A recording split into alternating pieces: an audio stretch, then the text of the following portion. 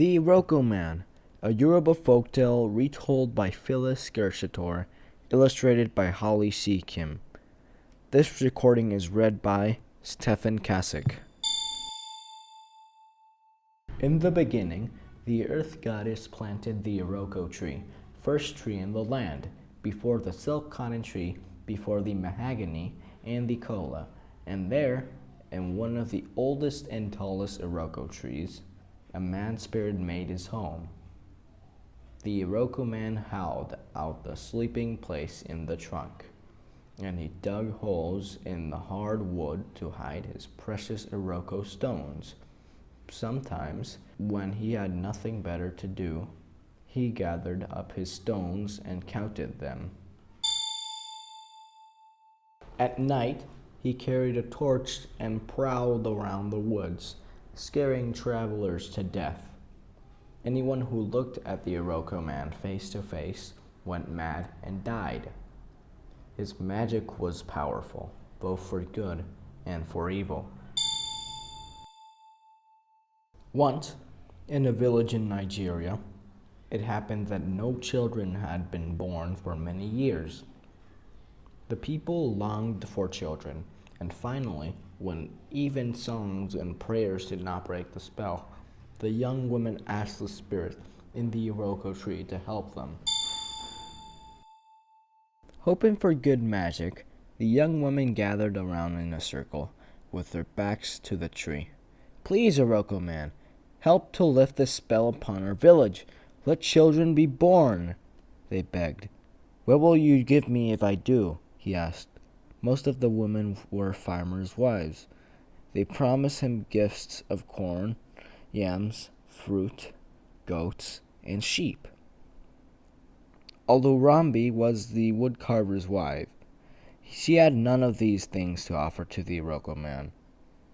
In desperation, she said, "I'll bring you my firstborn child." 9 months later, the women all gave birth. Once again, a baby's cry was heard in the village, and the people rejoiced. Olurambi and her husband loved their beautiful child so much they could not bear to give it to the Iroko man. They knew that once the baby looked at him face to face, the baby was sure to go mad and die. Meanwhile, the other women took their gifts of corn, yams, fruit, goats, and sheep and laid them around the foot of the Iroko tree. The women dared not look at him, but they heard him stamp his feet and chant gaily, "I am the Iroko man. I always have my way.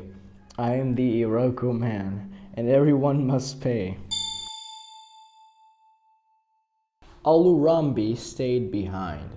She did not keep her promise to the Iroko man. Instead, she held the baby close to her and wept, fearful of what might happen. But nothing terrible happened. Months passed, and the baby grew strong and healthy. Olurambi almost forgot about the Iroko man. One day, when Olurambi was walking through the forest, the Iroko man jumped out of the Iroko tree and grabbed her. He shouted, "Where is the child? Bring it to me." I cannot, she cried. He stamped his feet and chanted angrily, "I am the Iroko man. I always have my way. I am the Iroko man, and everyone must pay." He was so angry, he transformed Olurambi into a little bird. The little bird flew up into the trees, singing sadly. One promised corn, one promised yams, one promised fruit, one promised goats, one promised sheep, and one, poor Olurambi, promised a child. She did not pay, and now in this tree she will forever stay. When Olurambi did not come home, her husband, the woodcarver, searched for her in the forest. He saw no trace of his wife, but as he passed the Iroko tree, he heard a little bird singing sadly. One promised corn, one promised yams, one promised fruit, one promised goats, one promised sheep, and one, poor Alarambi, promised a child. She did not pay, and now in this tree she will forever stay. The woodcarver knew then that the Iroko man had taken his wife and turned her into a bird, all because she had not brought him her newborn child. He thought and thought. How could he satisfy the Iroko man without giving up her baby? Then he had an idea. He found a big piece of golden brown Iroko wood. Working night and day with his woodcutting tools, his knife, gouge, and L-shaped adze, the woodcarver carved a perfect life-sized child. He rubbed the doll with rough leaves until it was smooth. He bathed it and massaged it with palm oil. Then he dressed the shiny, smiling doll in colorful clothes and placed gold chains and precious beads around its neck. The woodcarver laid the wood doll at the foot of the Iroko tree. As soon as he saw the baby, the Iroko man transformed the sadly singing bird back into a woman. He picked up the shiny, new, sweetly smelling doll and held it up in his arms. He danced around with it, chanting joyfully, "I am the Iroko man. I always have my way.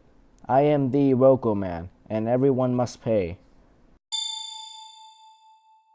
He was happy with the child, for it did not go mad when he looked into its face, and it never cried for its mother and father. It always obeyed when he told it not to touch his precious stones, and best of all, it smiled all the time.